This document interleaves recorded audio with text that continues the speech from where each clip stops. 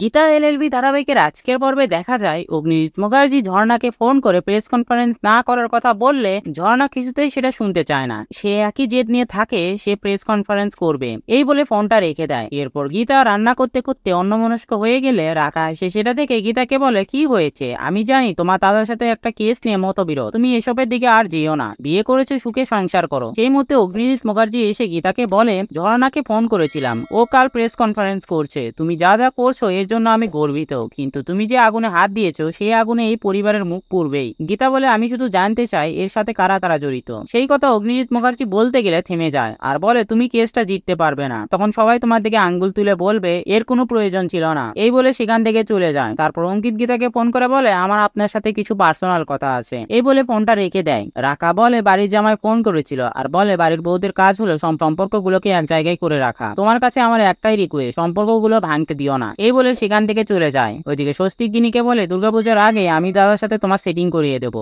এ কথাটা অগ্নিজিৎ মুখার্জি শুনতে পেয়ে বলে, সেটিং মানে কিসের সেটিং? গিনি বলে, আসলে আপনার ছোট ছেলে না রোজ আমায় কবি সেজে ফোন করে। অগ্নিজিৎ মুখার্জি কিছু বুঝতে না পারলে গিনি বলে, আসলে ও আমায় রোজ রাতে ফোন করে, ও হলো আমার প্রেমিক। এ কথা শুনে অগ্নিজিৎ মুখার্জি স্বস্তিকের কান মুলে দেয়। স্বস্তিক বলে, তুমি ভুল ভাবছো, এটা হলো ঢপ। পাশ থেকে গিনি বলে, এটা পুরোটাই অভিনয়, আপনার বড় ছেলের মনে ঈর্ষা তৈরি করার জন্য। অগ্নিজিৎ মুখার্জি বলে, এবার আমি বুঝতে পেরেছি, খাসা প্ল্যান করেছো, কিন্তু আমি সব বুঝতে পেরেছি। তো বন্ধুরা, ভিডিওটি কেমন লাগলো কমেন্ট করে জানাও, আর এমন গসিপসে আপডেট পেতে আমাদের চ্যানেলটি সাবস্ক্রাইব করুন।